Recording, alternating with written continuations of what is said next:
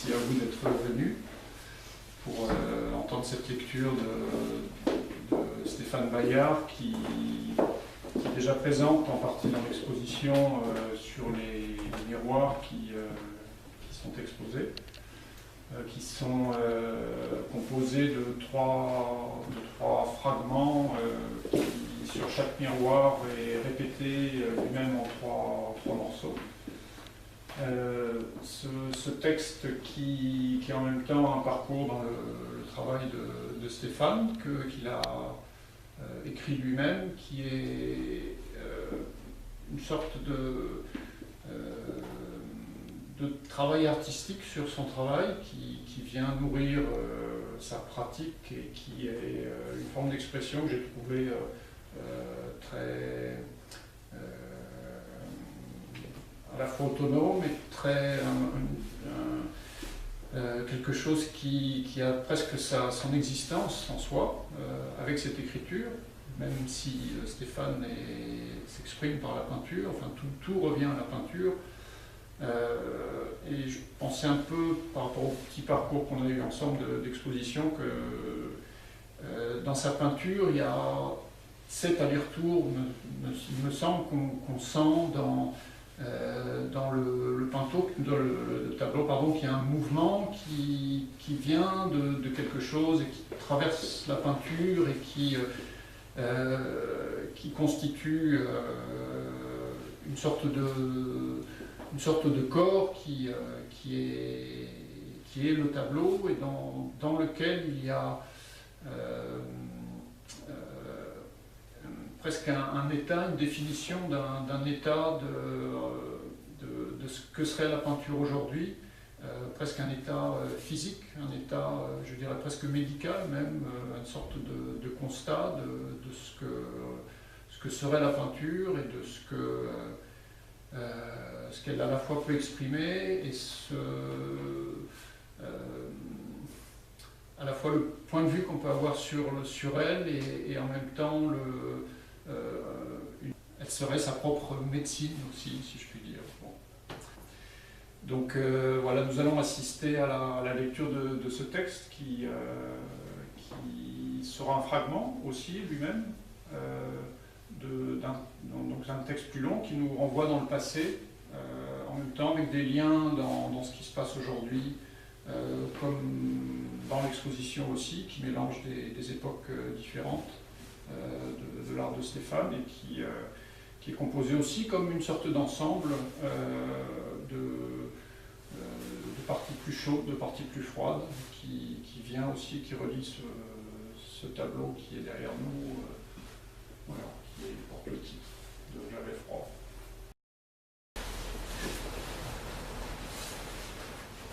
Les parcelles vertes d'anti-paysage. Quelques mois avant un voyage aux Pays-Bas, je m'étais intéressé à des parcelles de gazon de la cité des Aubiers, dans la banlieue de Bordeaux. Je souhaitais réaliser des prises de vue dans un lieu que je qualifiais de neutre, une sorte d'anti-paysage. Les Aubiers étaient peu accessibles, aucun repentir ne semblait permis. Ce temps très court, je l'utilisais pleinement. Nous avions repéré avec André un carré de gazon en bon état et préparé mon matériel.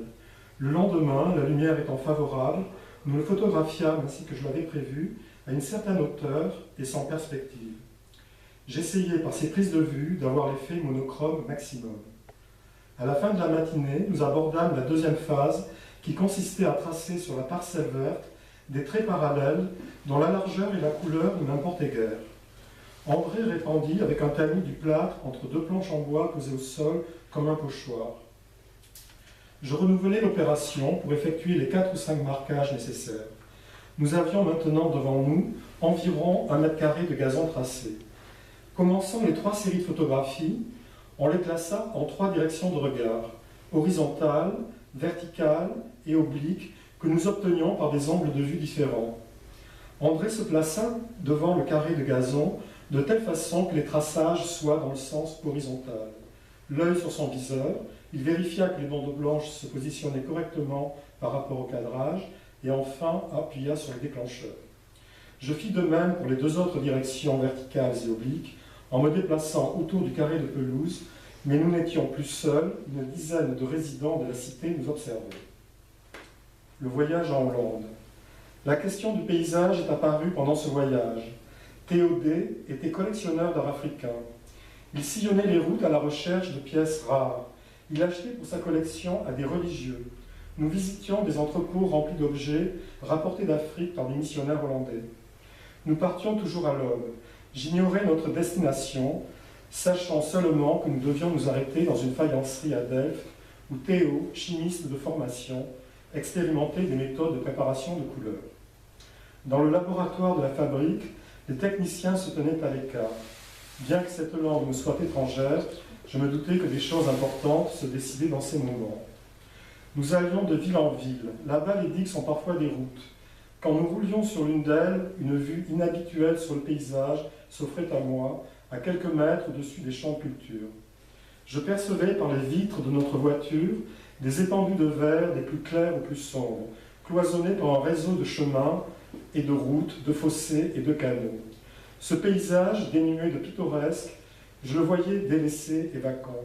Mon regard découvrait la diversité et la persistance des immensités vertes.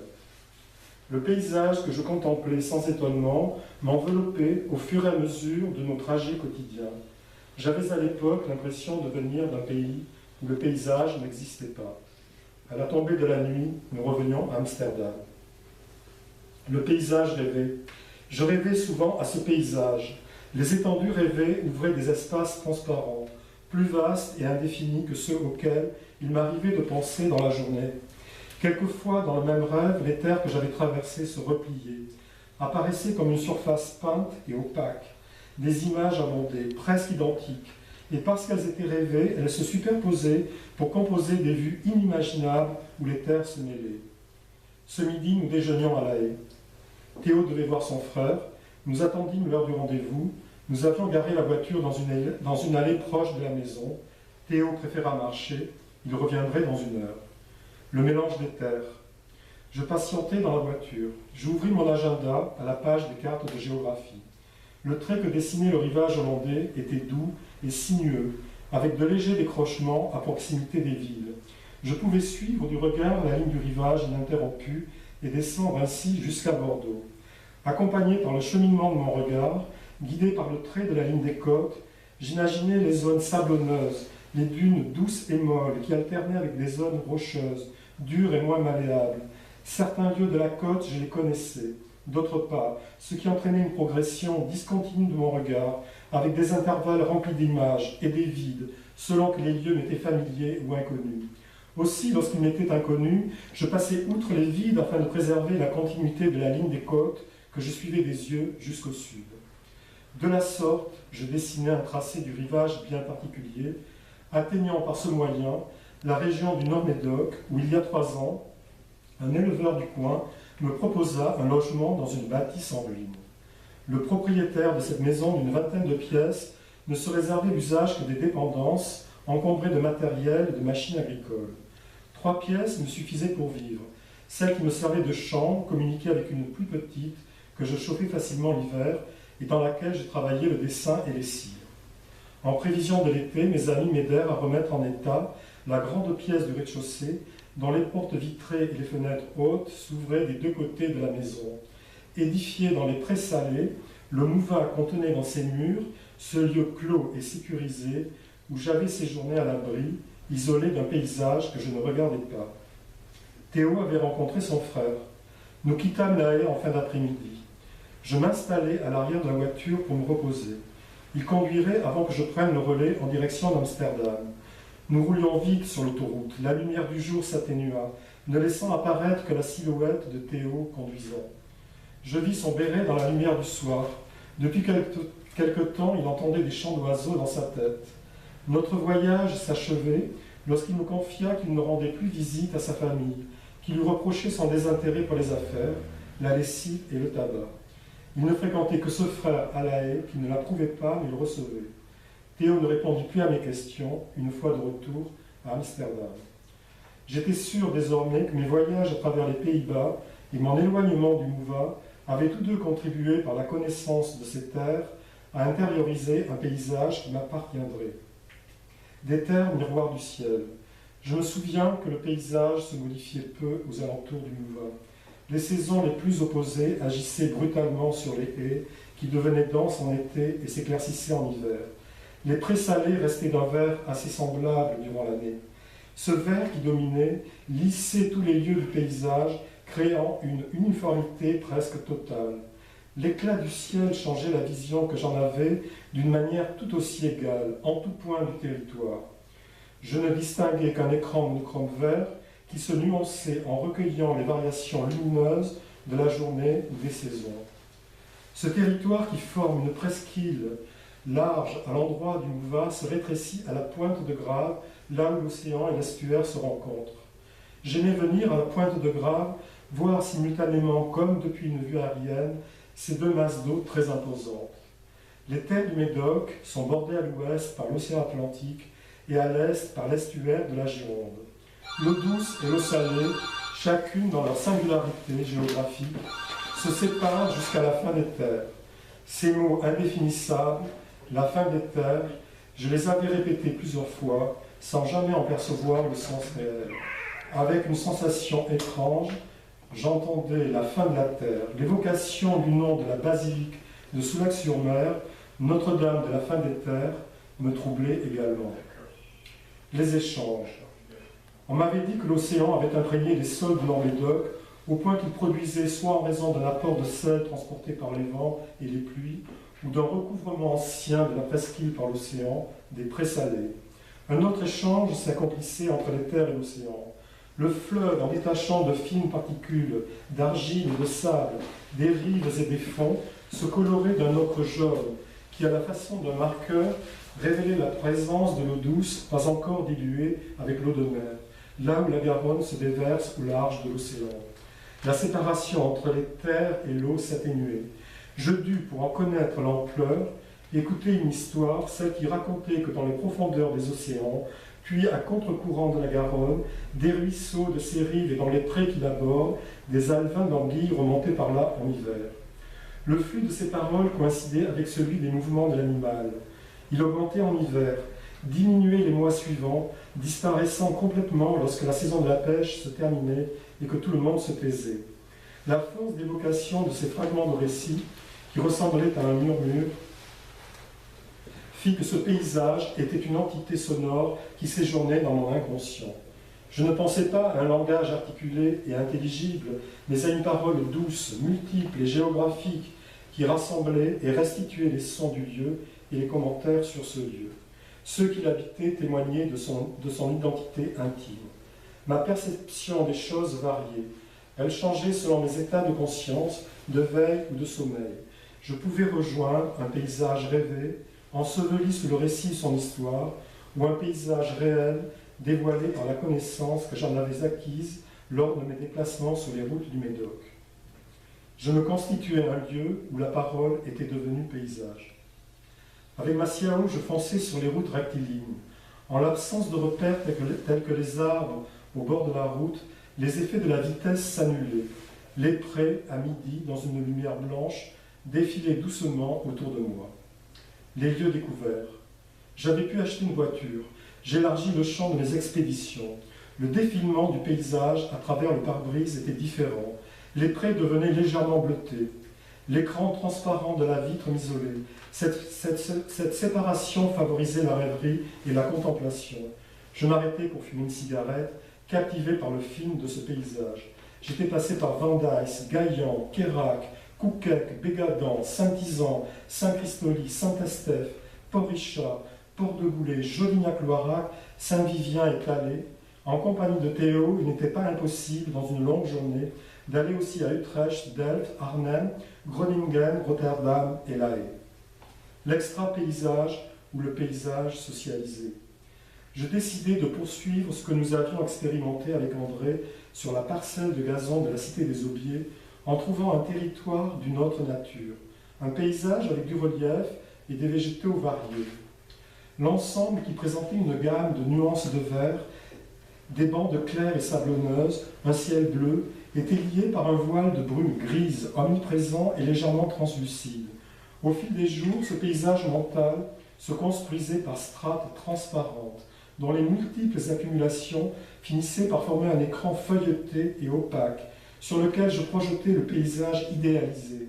Avec cette image, à la recherche d'un lieu pouvant convenir, et persuadé que mes investigations ne seraient pas vaines à la campagne, je visitais des sites qui me satisfaisaient. Cependant, il y avait toujours quelque chose d'indéfinissable qui me poussait à renoncer. La lassitude me gagnait. Pour m'encourager, je commençais à préparer une partie du matériel, mon appareil photo 24-36 avec un film couleur et à lire la notice explicative sur le fonctionnement de la caméra Super 8 qu'André m'avait procurée. Roulant au hasard, je découvris enfin le site tant recherché, un golf situé dans la banlieue de Bordeaux. Je compris pourquoi j'avais abandonné l'idée d'intervenir sur d'autres lieux repérés les jours précédents. C'est parce qu'il n'était pas délimité par un cadre. Il ne correspondait pas à ce que j'attendais, trop indéterminé. Il s'étendait uniformément, alors que le golf, je l'identifiais d'un même regard.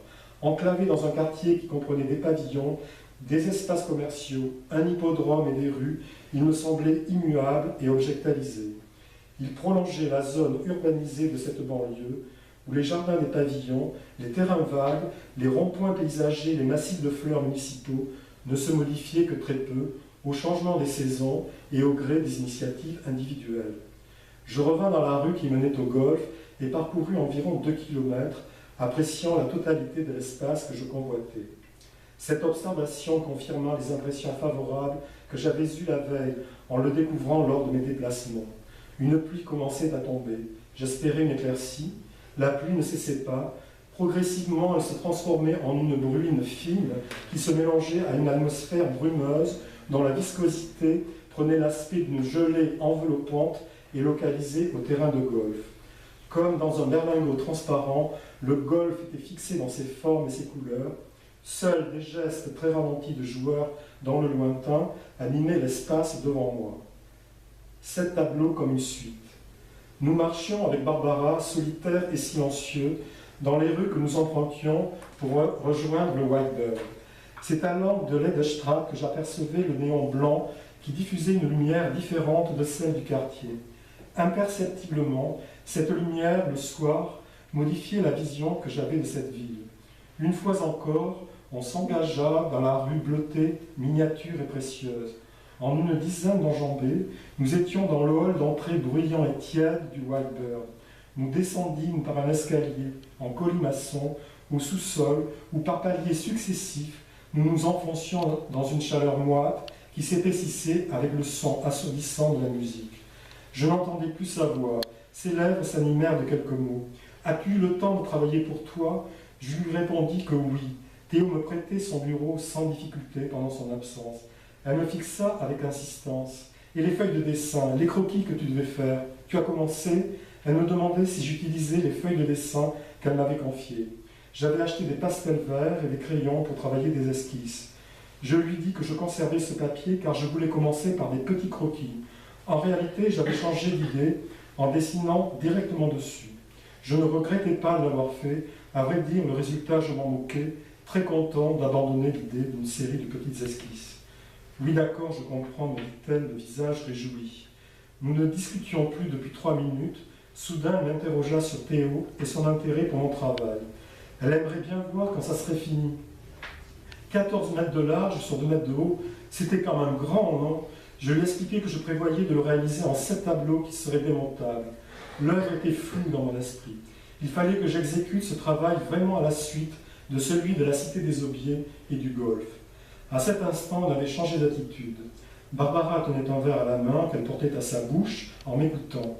Ainsi, elle a appris qu'en plus des pastels verts et du crayon noir, j'emploierais pour les esquisses du rhodoïde et des cordelettes, essayant de concevoir une œuvre facile à fabriquer et pas trop onéreuse. Nous gravîmes l'escalier étroit jusqu'aux doubles portes grandes ouvertes sur le hall blanc et sombre où nous découvrions la rue dans la lumière du matin. Elle boutonna son imperméable, noua son foulard, releva son col et délicatement posa son pied sur le pavé. Avec un léger retard, je lui pris le bras pour l'amener avec moi, le regard sur le paysage. André demeurait calme, assis à mes côtés. Je garai la voiture au bout de la route, face à l'océan Atlantique. Entre 2 bouffées de cigarettes, Il engloutit d'une gorgée le reste de la bouteille de vin qu'il dégustait en écoutant les histoires du Weinberg. Alors que je pensais qu'il était ailleurs, il voulut savoir, ce qui m'étonna de sa part, pourquoi j'avais conçu le grand travail de 14 mètres en 7 tableaux. Oui, bien sûr, avant de lui répondre, je me souvins du lieu du paysage, de l'extra-paysage que j'avais tant recherché. Il se composait d'une surface plane de gazon, de sable clair, d'un bois de pin et d'une petite colline verte. Pourtant, je considérais le regard comme la seule et première intervention réelle sur ce lieu. Les rubans de toile vinrent bien après. Oui, c'était exactement ça. Mon regard se repérait dans le paysage comme il l'aurait fait pour la lecture d'une forme dans l'espace. Parcourant les 50 mètres de traçage, j'avais décrypté la forme de ce lieu, marqué par les 9 rubans de toile blanche disposés en parallèle sur le gazon. Ils inscrivaient une écriture dans ce paysage. La lecture des repères dans l'espace rendait possible l'interprétation du lieu. C'était un paysage-objet. Dès que je le regardais, il subissait l'enfermement de sa forme dans les traçages blancs. Oui, c'était exactement ça. Les rubans de toile blanche posés sur le sol étaient une limite, une frontière entre l'espace-paysage et le paysage-objet. Je ne rêvais pas, je ne m'ennuyais pas.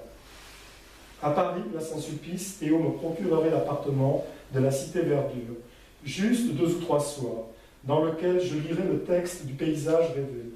Nous le jouerons à Verdure sur le balcon, mais les voix seront atténuées en plein air, car les arbres forment un écran qui absorbe les sons, telle une paroi capitonnée.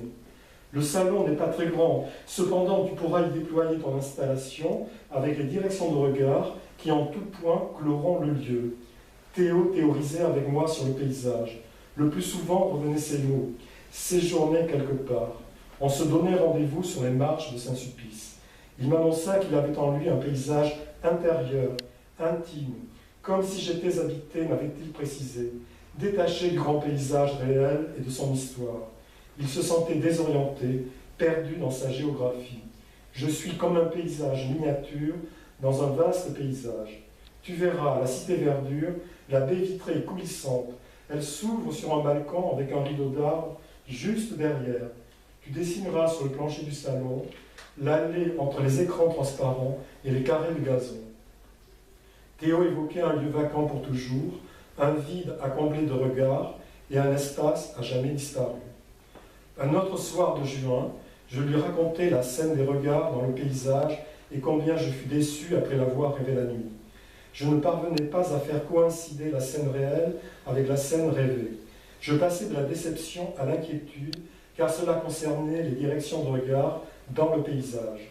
L'inquiétude atteignait son paroxysme si la monochromie n'envahissait pas le paysage quand il n'est pas regardé.